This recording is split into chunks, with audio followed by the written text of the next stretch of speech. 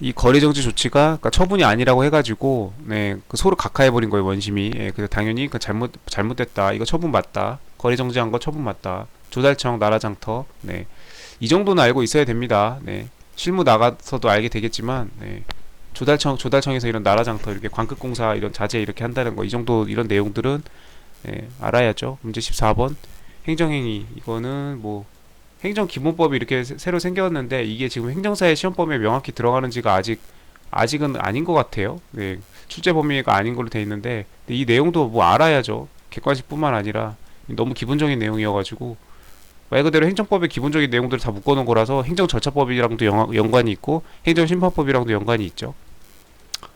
전부나 일부를 소급해 취급할 수 있다. 뭐 이런 거 조문 이런 거는 기본적으로 공부해야 되고 그 다음에 상속세 부과처분 이건 뭐지?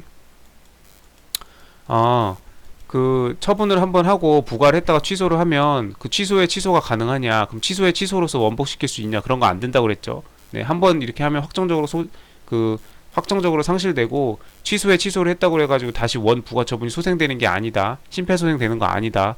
그러면 이 부과 처분을 그럼 이제 앞으로는 못 하는 거냐? 아니 그냥 다시 처분하면 돼. 예, 똑같은 내용의 처분을 다시 해라.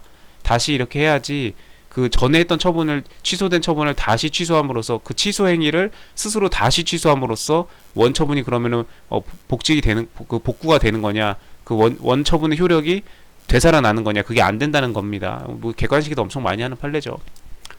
2차 뭐 사례에서도 나올 수 있고요. 그다음에 이거는 좀 유력한 판례죠. 그 증차 불법 증차. 예. 최신 판례고 예, 2차 사례로 내기 딱 좋습니다. 문제 구조가. 네. 이거는 지금 어디에 나온 거지? 예. 여튼 객관식에서도 지금 빈출이고 여기 지금 국회직뿐만 아니라 지금 그 변호사 시험 뭐 등등등등 객관식에도 지금 빈출이죠. 이거는 올해 2차 시험 들어가시는 분들은 반드시 이거는 판례를 완벽하게 숙지하고 사례로 나왔을 때 아 이거 이 판례구나 바로 캐치하고 네, 이 판례 내용에 맞게 필요한 내용들 서술할 수 있도록 준비해야 됩니다. 올해 안 나오더라도 이거는 뭐 내년 노무사 시험이든 행정법을 보는 모든 시험, 변호사 시험, 그 다음에 입법고시, 행정고시, 법원 행정고시, 그 다음에 노무사, 그 다음에 행정사까지 행정법 주관식 시험을 보는 모든 시험에 이거는 무조건 출제됩니다. 네. 자, 이거 봐둘까요? 효력 기간이 정해져 있는 제재적 행정처분에 대해서 취소 소송에서 법원이 본안 소송의 판결 선고 시까지 집행 정지를 했다. 그러면은 처분에서 정해진 효력 기간은 판결 선고 시까지는 진행하지 않다가 집행 정지를 했으니까요. 예. 진행하지 않다가 판결이 선고되면 이제 그때부터는 다시 이게 이제 집행 정지가 끝났죠. 이제 판결이 선고되면 그러면 이제 그 집행 정지한 게 끝났으니까 집행 정지로 멈춰 있던 이 효력 기간이 진행한다는 얘기입니다. 네. 처음에 조금 뭔 말이야 그러고 어려워 보이는데 차근차근 보면 뭐 별건 없어요. 네. 다만 미리 판례를 준비하지 않으면 뭐 다른 보통의 그 시험 문제들과 마찬가지로 상당히 이제 난해합니다. 까다롭고 시기와 종기가 모두 경과한 경우에도 마찬가지인지 당연히 마찬가지다. 네. 그래서 그 기간이 지나면은 이제 끝난다는 겁니다. 이따 이제 판례에서 보면서 할 거예요. 현장심판위원회가 이렇게 한 경우에도 마찬가지다. 지금 이렇게 집행정지 결정 이렇게 지금 법원에서 지금 법원이 하는 거고 그 행정심판 이거는 행정소송이고 행정심판에서 행정심판위원회가 이렇게 하는 것도 마찬가지다. 그래서 행정사는 여기 행정소송은 안 나오니까 여기까지만 이렇게 해서 행정심판으로 나올 겁니다. 이렇게 해서 준비하면 돼요. 법리는 똑같으니까 마찬가지라고 그대로 적용된다고 나와 있죠. 그 다음에 2번 판결유지 2번 효력기간이 정해져 있는 발생한 이후에 행정청이 상대방에 대한 별도의 처분으로 다시 정할 수 있는지 다시 정할 수 있다. 상관없다. 네, 왜 그런지 또 밑에 나옵니다. 위와 같은 탁정한 대신 처음 행정처분의 집행을 유예한다고 기재한 경우 판결시까지 유예한다고 했으니까 판결이 나고 나면은 판결 때까지는 정지되다가 판결이 선고되면 그때부터 다시 진행하겠죠.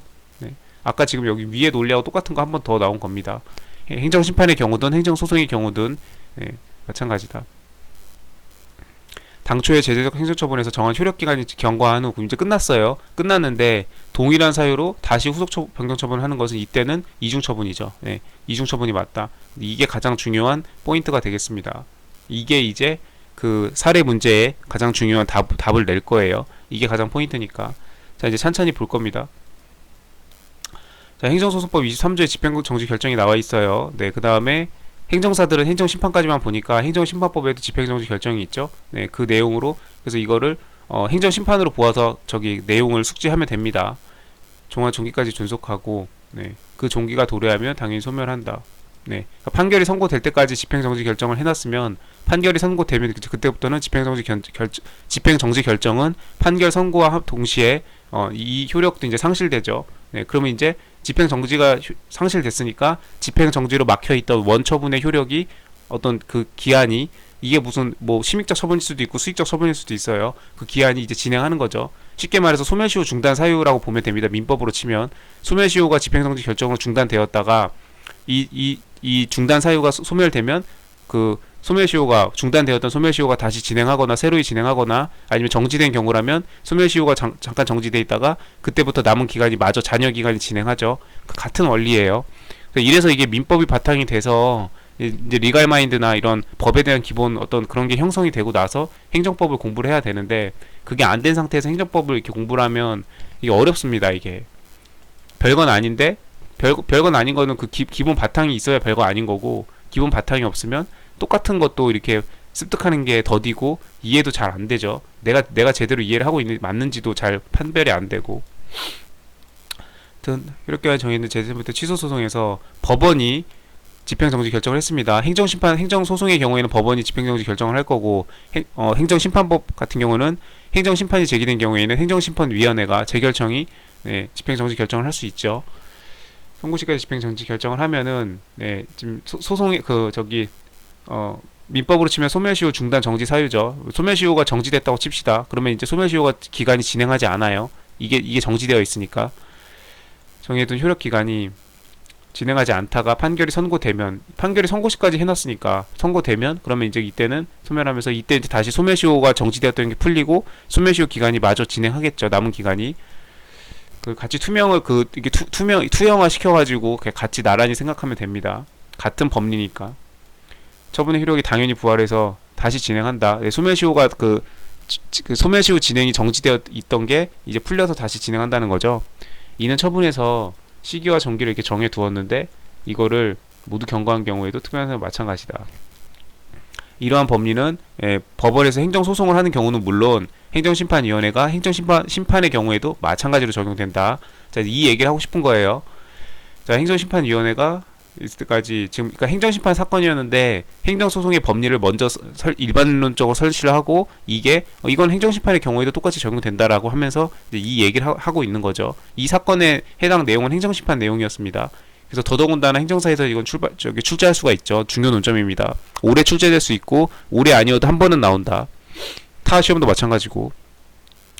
행정심판위원회가 재결이 있을 때까지 아까는 법원의 판결이 선고될 때까지였죠. 그건 행정소송이니까. 근데 지금은 행정심판위가 당연히 얘네들은 재결을 하니까 얘네들이 판결을 하는 게 아니잖아요. 심판위원회가. 그러니까 재결이 있을 때까지는 처분의 집행을 일단 정지한다. 왜? 행정심판에서는 중대한 손해를 예방할 필요가 있을 때 집행 정지한다고 그랬죠. 참고로 행정소송법에서는 집행정지의 사유가 중대한 손해 예방이 아니고 회복하기 어려운 손해 예방을 위해서죠. 두 개가 다르다는 거 요건이. 아무튼 중대한 손해를 예방하기 위해서 집행을 정지할 수 있다고 했습니다. 그러면 이제 민법의 소멸시효로 치면 소멸시효가 지금 정지됐어요. 어떤 재판상 청구로 인해서 중단되듯이 그런 같은 논리니까 그런 식으로 이제 이해를 하면 됩니다. 그래서 소멸시효는 잠깐 정지되었다가 이게 이제 그 집행정지가 끝나고 나면 그때부터 소멸시효는 다시 남은 기간이 마저 진행하겠죠. 중단이면 새로이 진행할 거고. 자, 이제 집행이 정지됐어요. 그러면은 재결이 있을 때까지 정지했으니까 그러면 지금 이 해당 사안이 뭔진 모르는데 그게 지금 그 효력이 진행하지 않죠. 효력 기간이. 예를 들면 뭐 6개월 동안에 운전면허를 정지시켰다. 그러면 그 6개월의 기간이 지나야 운전할 수 있잖아요. 그럼 그 운행 정지 기간 6개월이 진행하지 않는다는 겁니다. 집행이 정지됐으니까. 면허 정지의 그 처분의 집행이 정지됐으니까. 그 집행을 정지해서 안 되는 경우에 효력 정지를 할 수가 있죠. 그거입니다. 내용을 확실하게 이해를 하면서 넘어가야 돼요. 경우에는 재결서 정본이 청구인에게 송달된 때 재결의 효력이 발생하므로 이게 이제 송달이 되면 재결서 정본이 판결도 마찬가지죠. 판결 정본이 상대방에게 송달돼야죠. 피고에게 송달이 돼야죠. 원고 피고에게. 그렇듯이 재결 효력이 발생하고 그때 집행정지 결정이 효력이 소멸하니까 재결이 있을 때까지 정지한다고 했으니까요. 소멸한과 동시에 이때부터 그러면 운전면허 정지 6개월 그 6개월의 기간이 이제 진행한다는 얘기입니다. 민법상 소멸시효 그 기간이 이제 진행한다는 얘기죠. 효력이 부활한다. 발생한 이후에도 특별한 사정이 없는 한 다시 정할 수 있다. 아까 운전면허 정지라고 치면은 6개월이라고 했다가 3개월로 바꿀 수도 있고 9개월로 바꿀 수도 있죠. 그